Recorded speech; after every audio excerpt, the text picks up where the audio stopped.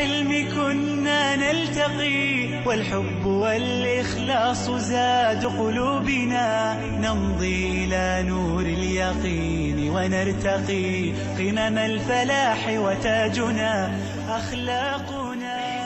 Assalamu alaikum wa rahmatullah, bienvenidos a Consultas Islámicas. Hoy lunes 10 de Rajab de 1437 según el calendario islámico. Nos queda muy poco para Ramadán, exactamente unos 50 días. Es equivalente, correspondiente al día 18 de abril de 2016.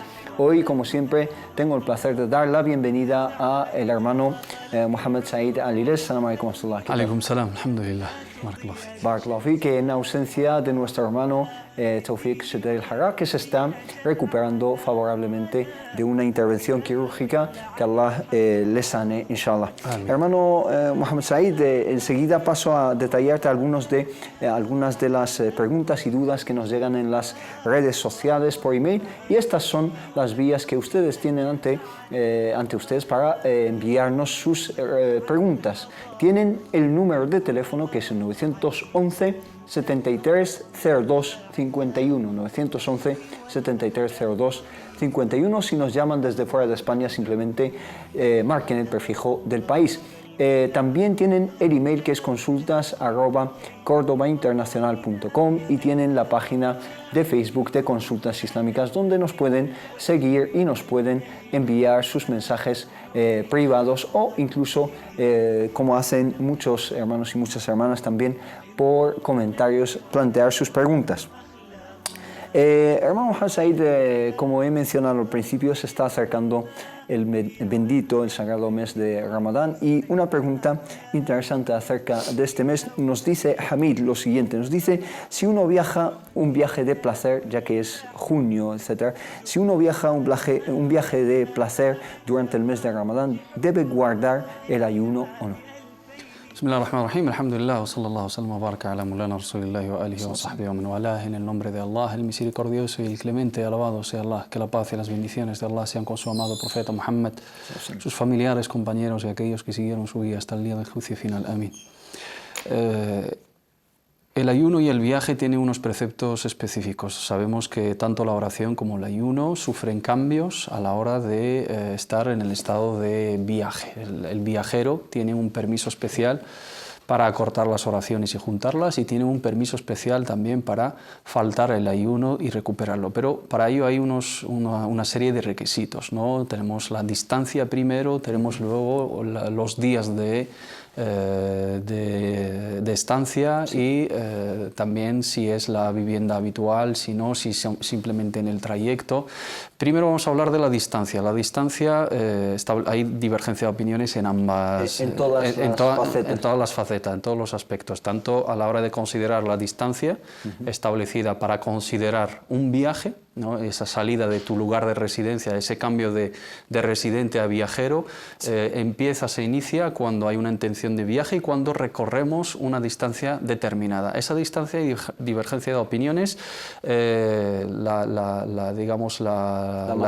más larga son aproximadamente unos 80 kilómetros, ¿no? Y por cautela, al tratar tanto de ayuno como de oración, que son pilares, pues optamos por esa distancia más larga, ¿no? A partir de aproximadamente 80 kilómetros, consideramos que con una intención de viaje, pero en las ciudades, en las grandes ciudades, por ejemplo, donde, cuando hablamos, por ejemplo, de la Comunidad de Madrid, por ejemplo, tú te trasladas de un punto a otro, estando en la misma ciudad, haciendo tu trabajo diario, no se puede considerar un viaje. También interviene aquí la cuestión de al-urf, la costumbre, ¿no? Lo que es considerado viaje.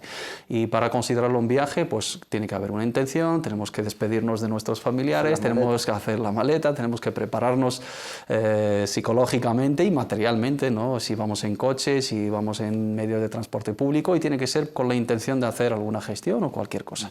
Y Uno al salir de casa para ir al trabajo, aunque recorra 100 kilómetros, no dice me voy de viaje. De viaje, sino voy a hacer una tarea diaria, cotidiana, que forma parte de mis ocupaciones, ¿no? Y eso no se considera en el urf viaje, sino un traslado. Pero cuando hablamos de ir, por ejemplo, a hacer una gestión en Cuenca o en Ciudad Real o en otra ciudad a unos 80, 90 kilómetros o 100, 150, pues eso se considera un viaje. Ahí tenemos los preceptos de tanto de la oración como el de ayuno. Primero tiene que ser un viaje lícito, por supuesto, no un viaje de masía, para fines lícitos. Pues voy de juerga, voy a la playa, ¿no? en sentido de estar en lugares islámicamente incorrectos, o no me permite la religión estar en ellos, o hacer una actividad, no, voy a un viaje de narcotráfico, por poner un ejemplo, y digo, no, voy a disfrutar del permiso religioso en la oración o en el ayuno. No, tú vas en un viaje haram en sí, no se considera un viaje lícito para que disfrutes de los permisos jurídicos. Tiene que ser un viaje lícito de visitar a una familia, no hacer turismo, por ejemplo, pero en el marco permitido islámicamente. Y luego la intención o la duración, la intención de estancia o la duración de estancia. Cuando vamos a un lugar, si vamos a estar ahí muchos días, si nos trasladamos a una vivienda, a otra vivienda nuestra, a otra residencia nuestra, por ejemplo, una persona que vive en Madrid y tiene otra vivienda, por ejemplo, en Málaga. Tiene dos lugares de residencia, su segunda casa, por ejemplo, pues cuando llega a Málaga no es un viajero, es un residente en su casa de Málaga, pero durante el trayecto, que supera 80 kilómetros, está en viaje, y ahí puede disfrutar de arroja, del permiso, tanto de acortar la oración y de juntarla, como de faltar al ayuno. Allah subhanahu wa ta'ala en el Sagrado Corán dice: فَمَنْ كَانَ مِنْكُمْ مَرِيضًا أَوْ عَلَى سَفَرٍ فَعِدَّةٌ مِنْ أَيَّامٍ أُخَرَ. Aquella persona que está enferma o está de viaje, pues puede faltar al ayuno y recuperarlo en días posteriores. ¿Puede o debería? Aquí hay un debate entre nuestros sabios también. ¿Cuál es preferible? ¿Ayunar a pesar del esfuerzo del viaje o, digamos, disfrutar del permiso de viaje y luego recuperar los días de ayuno? ¿Cuál es la opinión más? La opinión más certera sólida? Depende, digamos, del esfuerzo. Si el viaje te debilita y, digamos, convierte el ayuno en una carga y en un esfuerzo máximo para ti, sería recomendable faltar al ayuno, recuperarlo y gozar de ese permiso de al-iftar. Pero si el viaje no te afecta, si es un viaje corto, si es un viaje cómodo, si no representa una carga, si no es un esfuerzo extra para ti, lo preferible es ayunar. Ayunar y luego gozar y luego en situaciones, digamos, de carga o de gran esfuerzo, pues optar por el permiso. En el caso de los días, si él no va a un lugar de residencia habitual, depende de los días de residencia. Si no tiene la intención de estar unos días determinados, tiene el permiso abierto.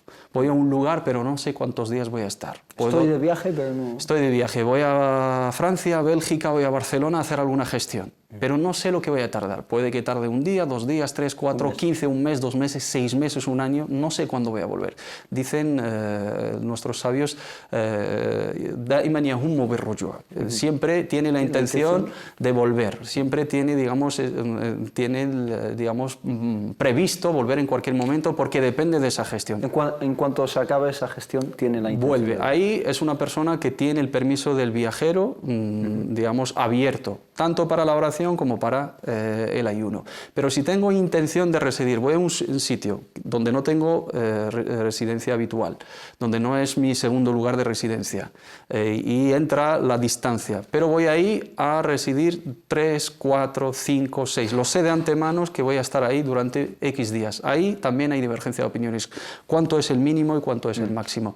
Entonces, en la distancia optamos por la distancia más larga, y en los días optamos por la duración más corta, que son 3 días. Si tengo la intención de estar 3 o más días, ahí no gozo del permiso del viaje durante la residencia. En el trayecto sí, pero cuando llego a mi destino ya soy un residente, entonces tengo que rezar normal y tengo que ayunar normal. ¿Desde qué momento empieza a contar ese periodo de La 3 llegada, días? cuando llegas al lugar al que viajas, desde que entras ahí, entonces ya empiezas a contabilizar esos días. Y luego hay divergencia de opiniones, pues la escuela Hanafi hasta 15 días, la escuela Maliki 3 noches y 4 días, la escuela Hanbali 3 días y 3 noches, pero siempre contamos por cautela, como dicen nuestros sabios, en la distancia por la máxima distancia y en la duración por la duración más corta. Si es un viaje lícito, tiene el permiso de acortar los rezos y tiene el permiso de romper el ayuno, teniendo en cuenta la intención de la residencia. Voy de viaje una semana a Tenerife, pero voy a estar instalado y tengo la intención de estar esos días.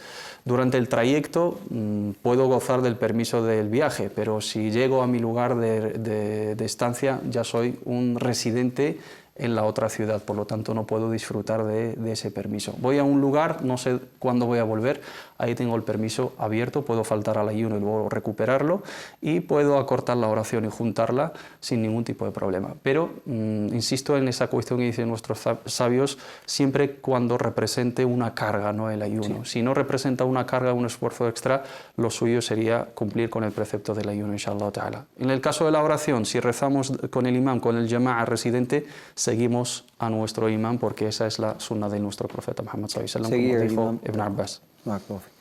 Nos pregunta una persona que prefiere mantenerse en el anonimato, dice: estoy casada por los papeles islámicos, todavía no he hecho boda y ahora me estoy divorciando. Y me han dicho que tengo que hacer la idda.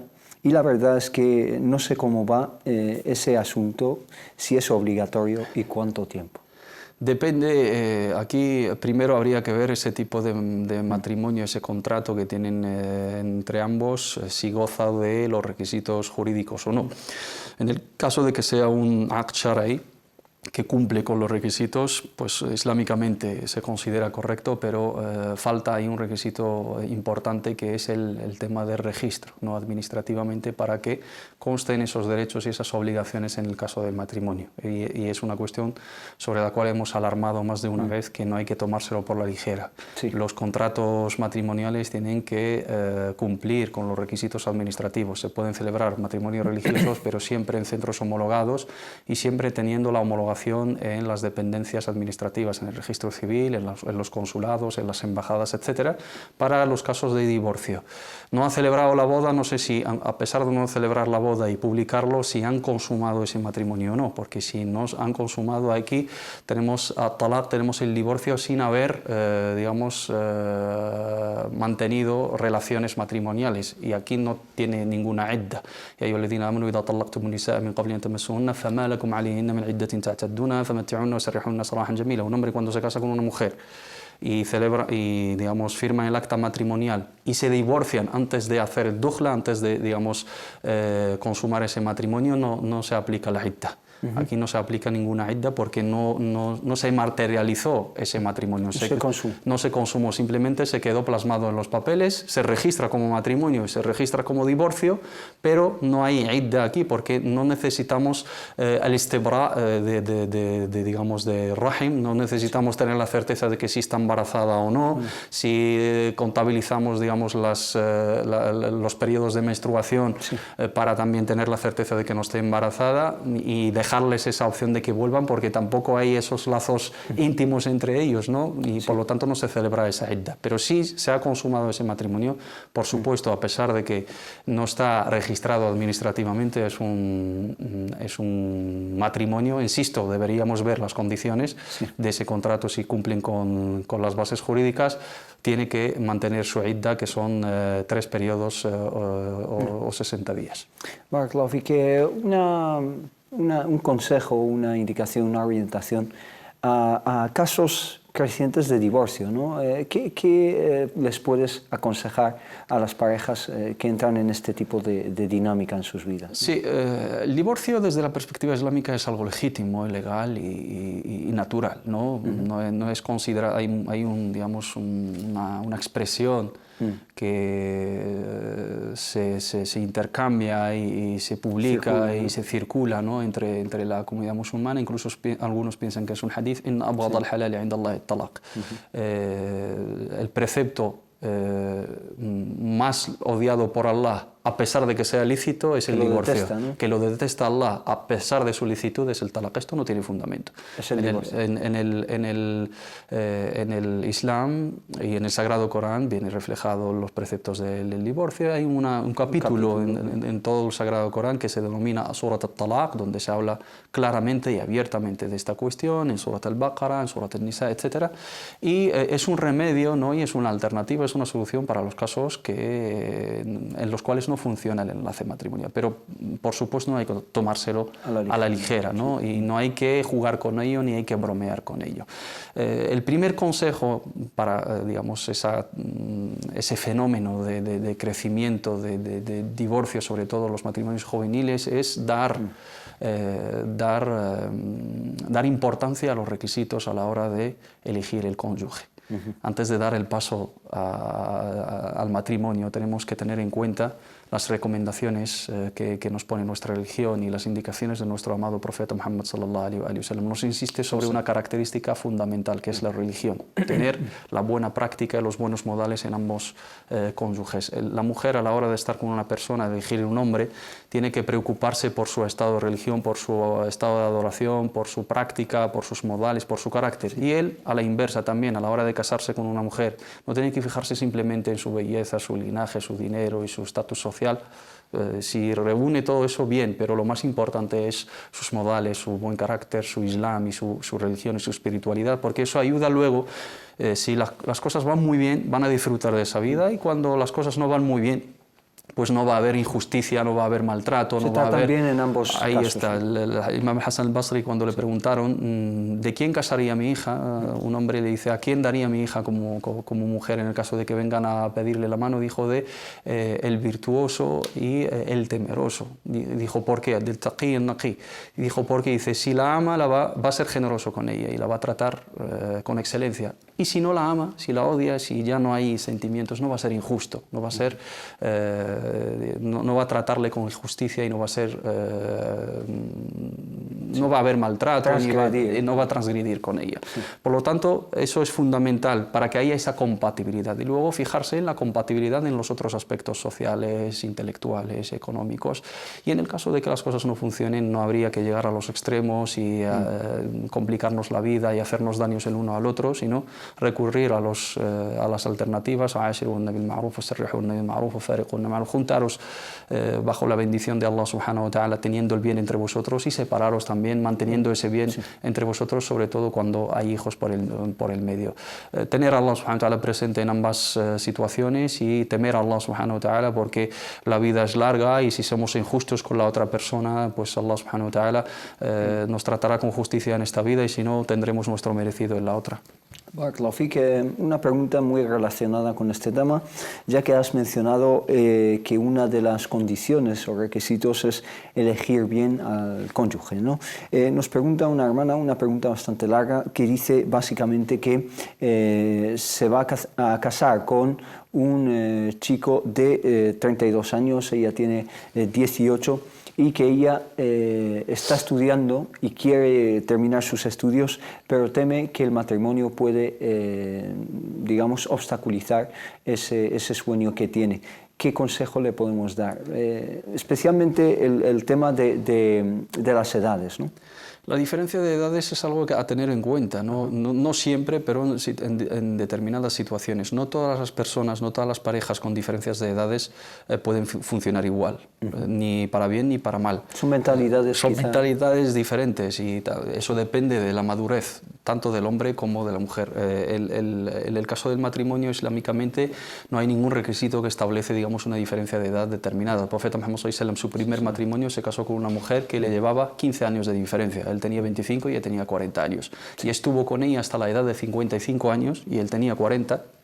no se casó con ninguna otra mujer hasta después de su muerte. Y vivían perfectamente, es la mujer más amada por el profeta Muhammad sallallahu alaihi wasallam y la que hizo más por él y por todo el Islam, y la apoyó en los momentos totalmente difíciles, ¿no? de su vida, sobre todo los primeros años de la profecía del profeta Muhammad sallallahu alaihi wasallam. Luego también se casó con mujeres muchísimo más jóvenes que él. Eso depende también de la madurez del hombre y también depende de la madurez de la mujer. Y se pueden dar ambas situaciones sin ningún problema, pero no podemos generalizarlo. Claro. Lo que funciona para una pareja no puede funcionar para otra. Lo que funcionó quizá para el profeta sallallahu alaihi wasallam. Ahí está, lo que funcionó para el profeta Muhammad sallallahu alaihi wasallam. Allah subhanahu wa ta'ala, porque le eligió una mujer, digamos, mayor que él en esa época, sobre todo el inicio del da'wah, porque necesitaba ese apoyo moral, necesitaba una mujer madura, necesitaba un apoyo psicológico, necesitaba un apoyo económico, porque era una gran comerciante y era una mujer de negocios, una mujer de un estatus social destacado, y era una ayuda grandísima para el profeta Muhammad sallallahu alaihi wasallam. Pero otra persona dice, no, es que el profeta Muhammad sallallahu alaihi wasallam se casó con una mujer mayor que él 15 años, pero igual a ti no te funciona, y a los 2 años estás sufriendo, digamos, las consecuencias de esa incompatibilidad y esa diferencia abismal y viceversa también.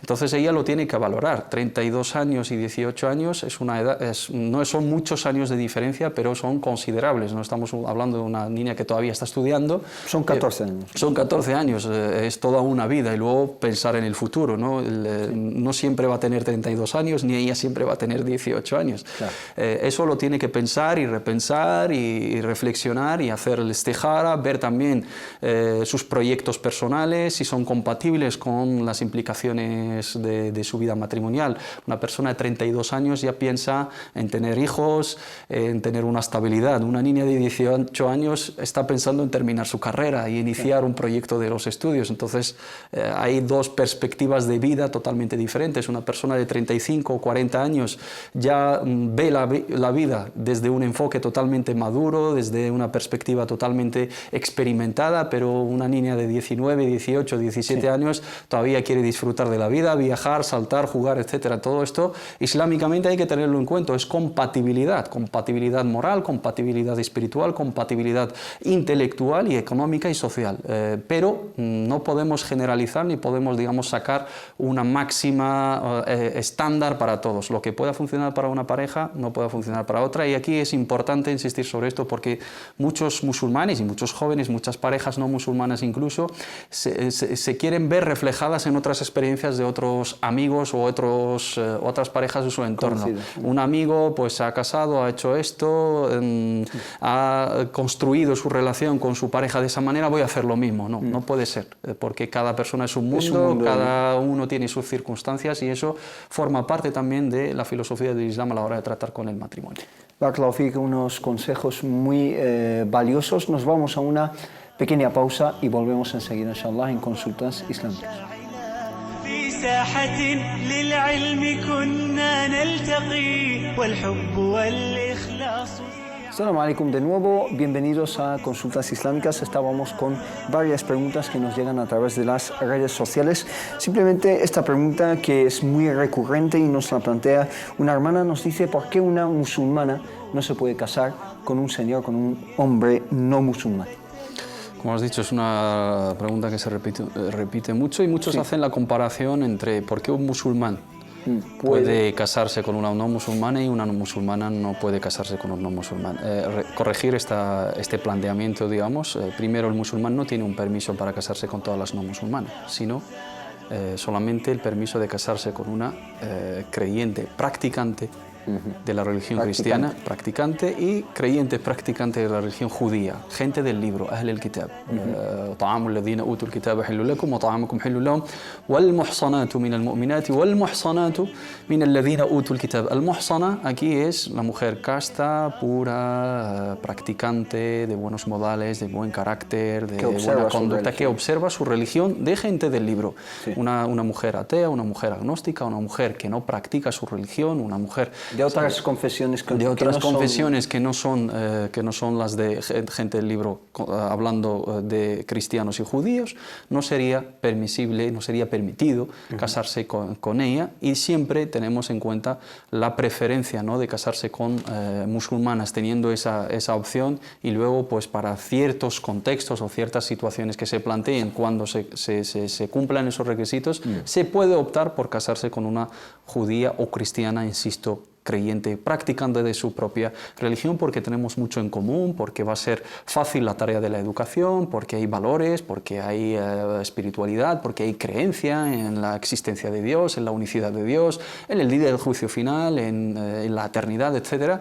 Por lo tanto, va a haber una base, ¿no?, una afinidad, y tenemos cuestiones en común que van a facilitar, digamos, esa vida matrimonial, sobre todo si hay sentimientos por el medio. Pero con una persona que no cumple con ese perfil va a ser totalmente incompatible en un futuro, y va a generar muchos problemas. En el caso de la no musulmana, ¿y por qué el Islam permite al hombre musulmán casarse con una creyente practicante del Islam y del cristianismo y del judaísmo?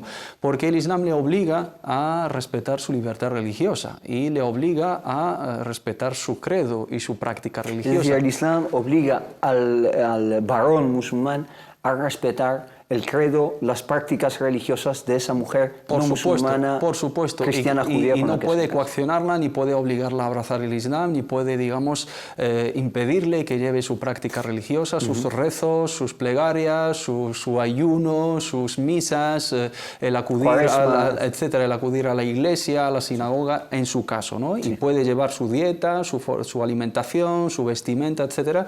Y no tiene derecho a coaccionarle en absoluto. En el caso de la no musulmana, y también teniendo en cuenta el formato tradicional de la familia, en caso del no musulmán, para la musulmana no tenemos esas garantías. Primero, es decir, las otras religiones no tenemos ninguna garantía de que obliguen a ese señor. De entrada, según la creencia, según la práctica de las otras religiones, hablando del cristianismo y del judaísmo, litúrgicamente y religiosamente, canónicamente, tienen prohibido casarse con mujeres, en la teoría, con mujeres de otras confesiones. La teoría y en la práctica, a través de las instituciones a través religiosas. Para los practicantes, un cristiano practicante no tiene el permiso de casarse con una no cristiana, una mujer que profesa otra religión, una musulmana, y no puede llevar a cabo su matrimonio por la iglesia con una musulmana o con una mujer que tiene otra ideología. Sí. Pero la práctica hoy en día extendida es otra cosa, ¿no? Aunque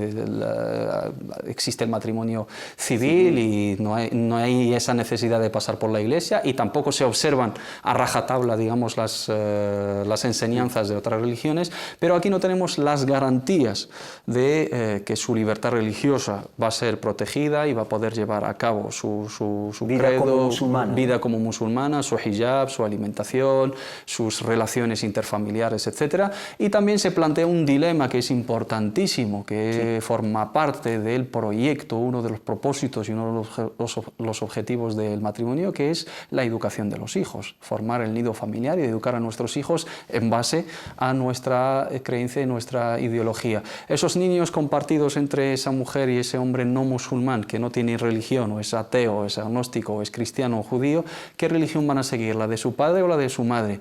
¿Podrá ahí llevar el control de la educación? Si hablamos del formato tradicional de la familia y esa tarea, digamos, de responsabilidad, protección, asumir la carga económica y la carga de protección de la familia, que la tiene el hombre en este caso, pues en el caso de la familia compuesta por un musulmán y una creyente practicante de religión, va a ser más fácil, y va a entender que el padre tenga ese derecho de inculcarles los valores del Islam. Pero en el caso de la mujer no va a ser fácil, y no va a ser lo habitual. Y tenemos casos, hemos tratado personalmente con muchísimos casos, no conozco ningún caso, de momento no conozco ningún caso de los que he tratado, de matrimonios mixtos con musulmanas y hombres no musulmanes que hayan tenido éxito. Y todos han acabado con problemas. La mujer, cuando recapacita y vuelve a su religión y siente esa necesidad de volver al camino de Dios, que vivan bien, sí, pueden, pero es que estadísticamente hablando, y hablando de los aspectos de la religión, cuando ya te inclinas por la importancia de la religión en tu vida, de complacer a Allah subhanahu wa ta'ala, partes desde la base de que tu matrimonio legalmente, jurídicamente, en el Islam hablando, no es aceptado, es nulo. Y antes de hablar de los motivos, de la hikmah, de la moraleja detrás y las enseñanzas detrás de la prohibición de esta cuestión, aquí tenemos una orden divina de Allah subhanahu wa ta'ala. Y Allah subhanahu wa ta'ala en el Sagrado Corán dice: وَمَنْ كَانَ لِمُؤْمِنٍ وَلَا مُؤْمِنَةٍ إِذَا قَضَى اللَّهُ وَرَسُولُهُ أَمْرًا أَنْ تَكُونَ لَهُمُ الْخِيَرَةُ مِنْ أَمْرِهِمْ وَمَنْ يَعْصِ اللَّهَ وَرَسُولَهُ فَقَدْ ضَلَّ ضَلَالًا مُبِينًا. Un creyente y una creyente, cuando Allah y su profeta ordenan una cuestión, no hay que rechistar, ni hay que entrar en debates, ni hay que plantear nuestras opiniones personales, ni hay que poner en duda esa orden. Hay que acatarla y hay que observarla sin más, porque nuestra sumisión y nuestro sometimiento a la voluntad de Allah subhanahu wa ta'ala implica eso. Luego buscamos los porqués. ¿Por qué no puedo casarme por qué una mujer no puede casarse con un no musulmán? Porque Allah lo dice en el Sagrado Corán. Y si tú crees esa en Allah, es la respuesta corta. Ahí está. ¿Por qué no como cerdo? ¿Por qué no como jamón? ¿Por qué no bebo alcohol? Porque Allah lo ordena en el Sagrado Corán. Luego, si, digamos, embriaga, si pierdo el control, si tiene, digamos, efectos nocivos y perjudiciales para la salud, eso está en un segundo plano, en un segundo lugar. Pero lo primero para mí es la orden divina. Allah subhanahu wa ta'ala me dice: esto es permitido, lo hago. Esto es prohibido, lo abandono. Porque confío en la sabiduría de Allah, confío en el conocimiento de Allah subhanahu wa ta'ala y me someto a su voluntad. Y cada precepto, por supuesto, tiene sus enseñanzas detrás de él, y siempre la experiencia nos lo confirma. Y doy fe de que todos los casos, al menos a nivel personal que he tratado, pues siempre indican casos de mujeres musulmanas. Mujeres musulmanas casadas con hombres no musulmanes, la mayoría, por no decir la totalidad de los casos que han llegado a mi mano, hablando de mi experiencia personal, todos han sido un fracaso y todos han sido un sufrimiento. Nos pregunta Ali, nos dice: Salam alaikum, tengo una duda. Me gustaría que me explicarais por qué los hombres y las mujeres rezan por separado en las mezquitas. Me gustaría saber el motivo. Gracias y muy buen programa. En la mayoría de los casos es por distribución, digamos, urbanística, si se puede decir, es por los espacios, ¿no? Por los locales. En la época del profeta Muhammad sallallahu alaihi wasallam no existía una separación física, sino simplemente las mujeres rezaban en la parte trasera de la mezquita y los hombres en la parte delantera. ¿Sí había una cortina? No había ninguna separación de ningún tipo, ni una mámpara, ni una cortina, ni una pared, ni una rejilla, ni nada por el estilo. Las mujeres estaban presentes en la mezquita del profeta Muhammad sallallahu alaihi wasallam, veían al profeta y el profeta las veía a ellas, le planteaban preguntas al profeta Muhammad sallallahu alaihi wasallam, le pedían explicaciones. Se levantaba una mujer dentro de la mezquita en una charla del profeta Muhammad sallallahu alaihi wasallam, le preguntaba sobre cuestiones de religión y el profeta le contestaba, y pasaba delante de ellas y contemplaban todo. La cuestión de que recen atrás es por organización dentro de la mezquita, y también por, digamos, recato y pudor, concentración, porque las oraciones incluyen unas inclinaciones, digamos, rezar pegados a tus hermanos. Entonces ese contacto directo, si se puede organizar, pues mejor que recen en una parte delantera los hombres y las mujeres en partes traseras de la mezquita. En la mezquita al-Haram, que esta cuestión es complicada, pues en el tawaf sobre todo se opta por rezar de alguna manera, manteniendo cierta separación, pues entremezclados, porque no queda otra. En las mezquitas actuales, en la actualidad, pues por distribución, ¿no? Y por espacios, pues una cuestión que se ha introducido muchísimo más tarde, después de la época del profeta Muhammad sallallahu alaihi wasallam, diría yo en la época colonial incluso, pues ahí las mezquitas tenían una parte reservada para las mujeres, o están en la parte de arriba, o están en otra habitación, o están en otro local colindante, o están detrás con una separación, con alguna cortina, con alguna pared, etcétera. Pero eso no forma parte de nuestra religión legislación, pero también es algo que tampoco contradice ningún fundamento en la religión. Mientras no estén juntos y mezclados en el mismo lugar, pueden rezar en una parte trasera o en diferentes lugares o en plantas diferentes o en... No hay nada que marque... Ahí está. Sí. Bartolomé, que nos pregunta Javier López lo siguiente, nos dice: buenas tardes, acabo de terminar de leer el Sagrado Corán y me gustaría que me recomendarais una buena biografía del profeta Muhammad, que Allah le dé su gracia y paz. También tiene otra pregunta.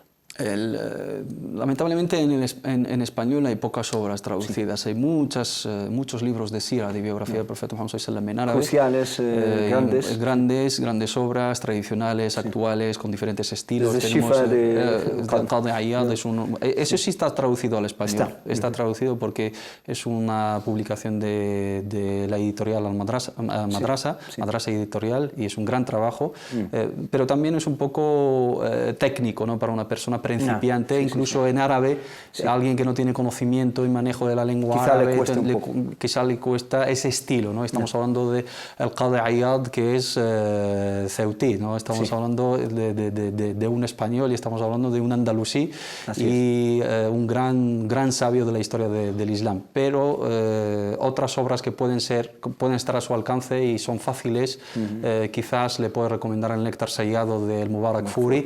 Es un libro de biografía, pero que se limita a la narrativa, a la cronología de la vida del profeta Muhammad sallallahu alaihi wasallam, contar los detalles desde antes de su nacimiento, sallallahu alaihi wasallam, digamos, la situación de la península arábica, las corrientes, las tribus, la situación económica, social, intelectual, luego su nacimiento hasta su muerte, el profeta Muhammad sallallahu alaihi wasallam.